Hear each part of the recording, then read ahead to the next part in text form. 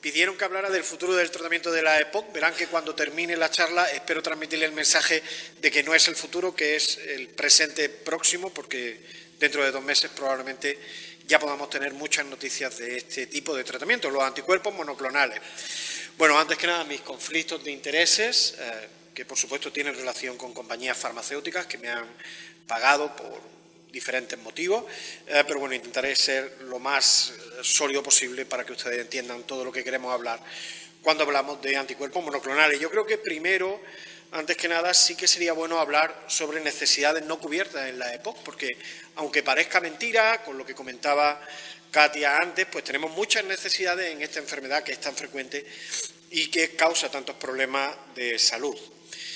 Y si empezamos a ver las necesidades no cubiertas, tenemos que saber que la EPOC sigue siendo, a día de hoy, la enfermedad respiratoria que más gente mata a nivel mundial. Esto es un trabajo publicado ya hace casi 7 años, donde se pone a nivel mundial las diferentes causas de muerte por enfermedades respiratorias. Cada barra es una zona del mundo y cada color significa una enfermedad. El rojo o naranja, como se ve ahí en la diapositiva, es el asma. El azul claro son las enfermedades intersticiales, pero pueden ver que la barra verde es la EPOC. Y a nivel mundial, en todas partes del mundo, la primera causa de muerte por enfermedad respiratoria es la EPOC.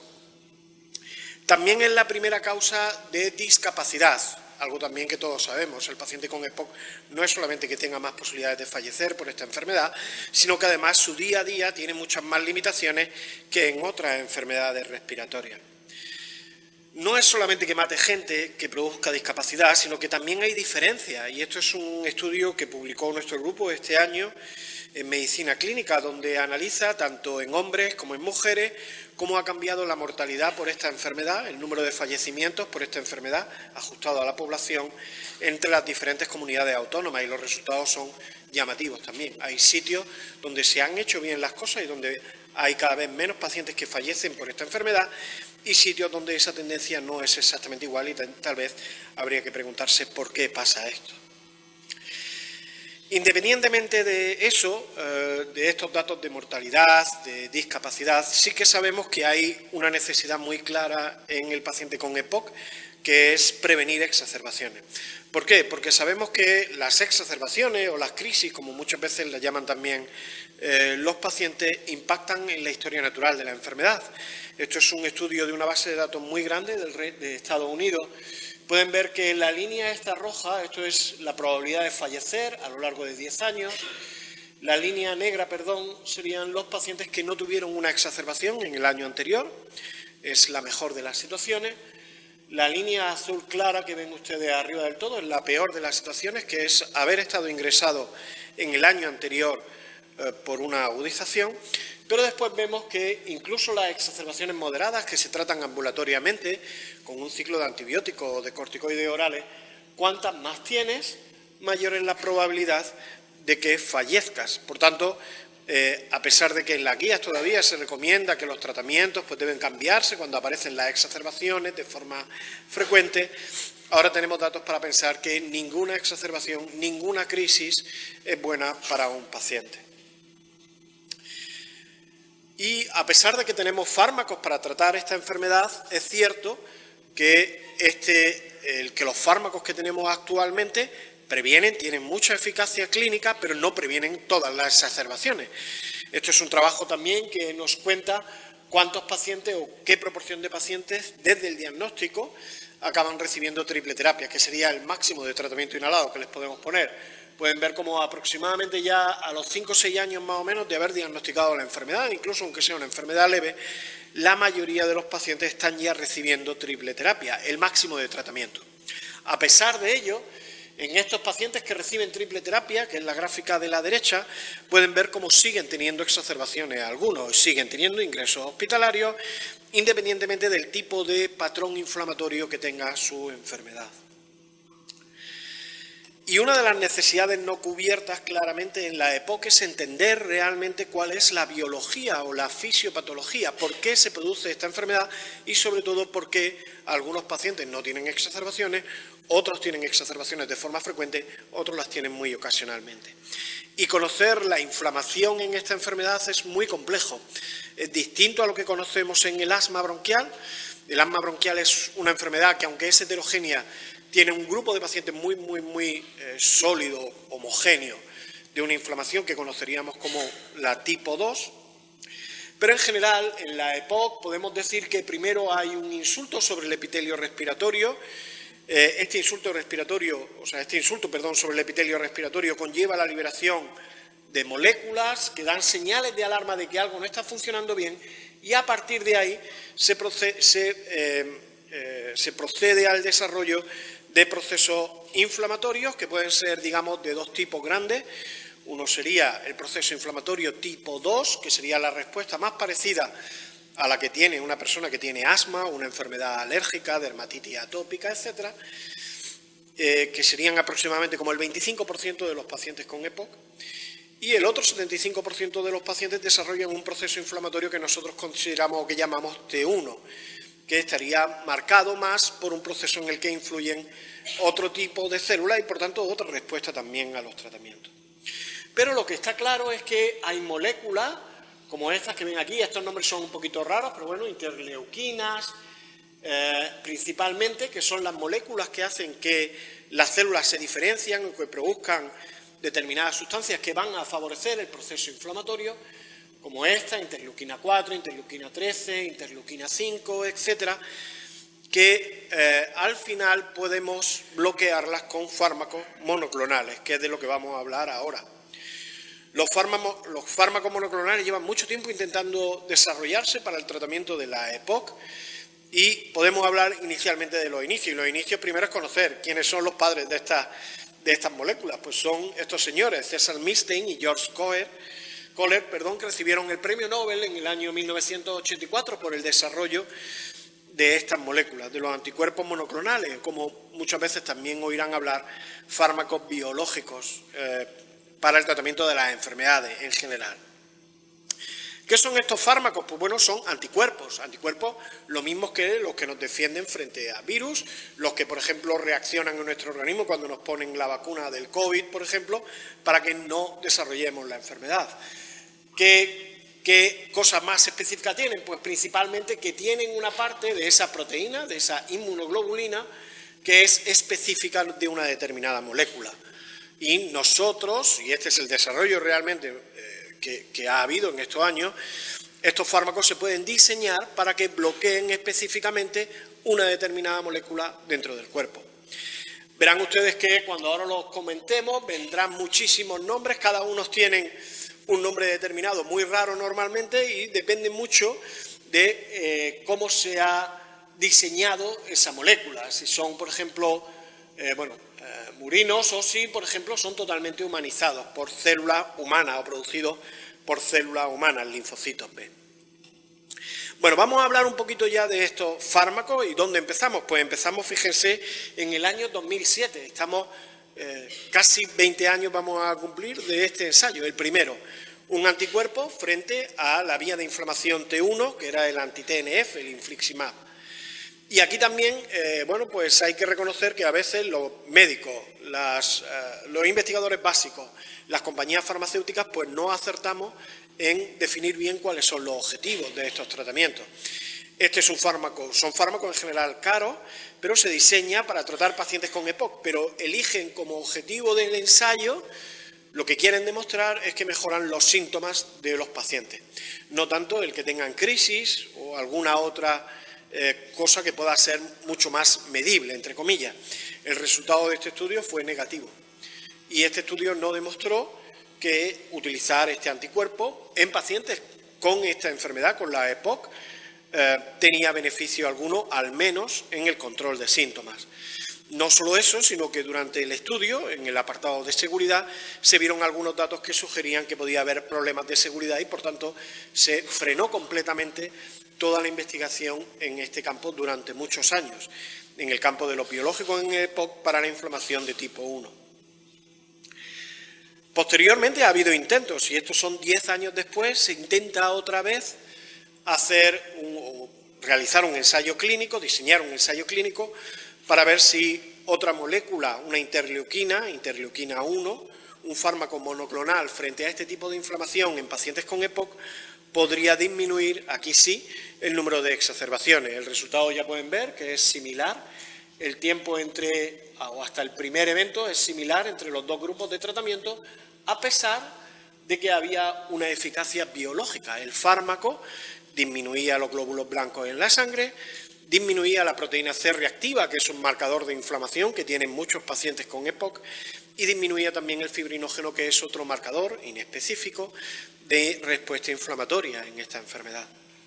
Por lo tanto, este tipo de fármaco de aproximación frente a la inflamación tipo 1 se dejó un poco en el cajón. Probablemente no vayamos a tener nada, al menos en los próximos años.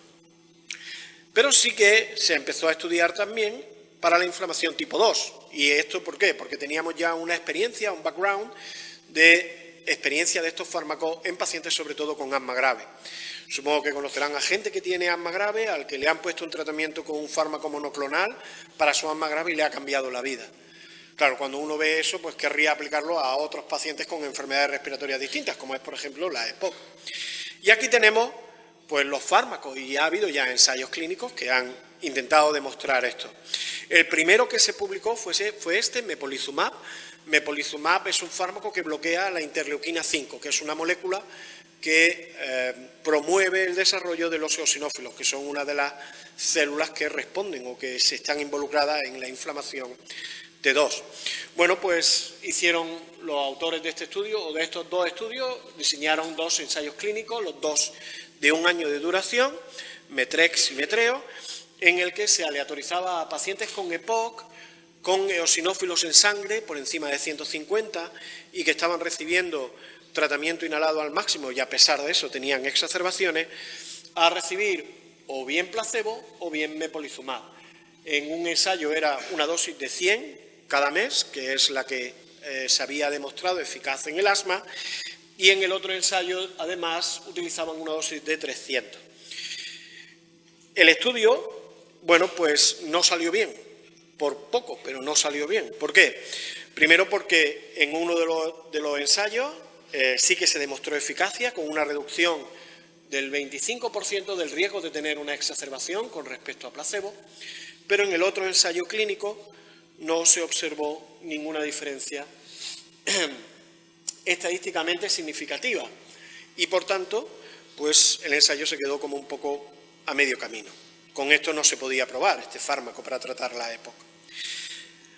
Dentro de los análisis que se hicieron se intentó ver cuál era la población que podría responder mejor a este fármaco y se observó que aquellos pacientes que tenían más de 300 eosinófilos históricamente en sus analíticas de sangre y que tuvieran más de 150, aquí hay una errata de la revista, pero es más de 150 eosinófilos, parecía que eran los pacientes que más se beneficiaban de este tratamiento. Otro ensayo que también se publicó, este ya tiene 4 años, es benralizumab, que está también aprobado para el tratamiento del asma y lo mismo, 2 ensayos clínicos, los 2 de 1 año de duración en pacientes con EPOC, en este caso con un punto de corte de eosinófilos de 220 y con distintas dosis del fármaco, o bien 10 miligramos cada 8 semanas o en los otros estudios 30 o 100 miligramos cada 8 semanas. Ya el que tenga distintas dosis pues puede generar algo de confusión. ¿Qué es lo que se vio? Bueno, pues se vio algo parecido a lo que comentábamos en el otro estudio. Uno de los estudios da un resultado cerca de la significación estadística, con una reducción del 17%, pero esta señal no se vuelve a ver en los otros ensayos. Y, sobre todo, lo que llama la atención es que la respuesta en el brazo del placebo fue incluso mejor en algunas de las dosis. Parecía haber también una señal que orientaba a que podría reducir el número de ingresos hospitalarios, pero realmente el ensayo se considera negativo y, por tanto, no se aprueba todavía su uso para el tratamiento de la EPOC.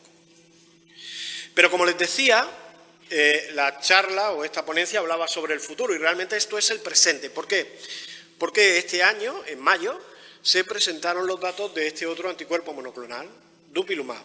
Es un anticuerpo monoclonal que no va contra la interleuquina 5, sino va contra la interleuquina 4 y 13 que también están involucrados en la inflamación de algunos pacientes con EPOC. Y en este ensayo clínico pues, se dividía a los pacientes a seguir tomando toda su medicación. Eran pacientes que tenían más de 300 eosinófilos, que tenían exacerbaciones a pesar de tratamiento máximo inhalado, y se les aleatorizaba a recibir o bien placebo o bien dupilumab 300 miligramos cada 2 semanas. Participaron en el estudio 939 pacientes y recibieron 471, 468 el fármaco. Y el fármaco aquí sí demuestra eficacia. Demuestra eficacia porque reduce en un 25% el número o el riesgo, mejor dicho, en un 30%, el riesgo de tener una exacerbación, una crisis, a lo largo de un año de seguimiento. Y también mejora la función pulmonar, medida por el FEV1, que todos también conocen. O sea que por primera vez tenemos un fármaco que de verdad demuestra eficacia clínica. Y no solo eso, sino que lo demuestra además con seguridad, que es tan importante como tener eficacia clínica. ¿Y qué está por venir? Bueno, pues lo que está por venir es que ya llega. ¿Y ya llega por qué? Porque dupilumab ya ha demostrado, ha sacado una nota de prensa, la compañía farmacéutica que lleva este medicamento, de que en otro ensayo clínico exactamente igual que el que le he enseñado antes, tiene igual eficacia o incluso un poquito mejor de la comunicada. Y estos datos que se presentarán, se supone, en el próximo Congreso Americano en mayo, van a llevar a que se apruebe como un medicamento para la EPOC. Pero, como les decía, hay muchas más cosas por venir.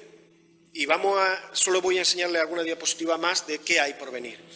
Hay por venir un anticuerpo monoclonal frente a otra interleuquina que se llama Itepekimab. Itepekimab demuestra en un pequeño ensayo clínico eficacia en exfumadores. Si eres fumador parece que no funciona en prevención de exacerbaciones. Otro anticuerpo frente a esta interleuquina que se llama astegolimab también demuestra que puede tener alguna eficacia, que aunque el ensayo en este caso el resultado es negativo, pero es simplemente por un tema de tamaño muestral, de cuántos pacientes había incluido en el estudio, parece que puede tener también una posibilidad. Y como les decía, esto es lo que está por venir. En rojo son los resultados de dupilumab, que ya están terminados los ensayos clínicos, los resultados se han comunicado, aunque no les queda todavía por publicarse, pero ven que mepolizumab está ahora mismo ya terminado un ensayo clínico que se llama Matiné, de 1 año de duración.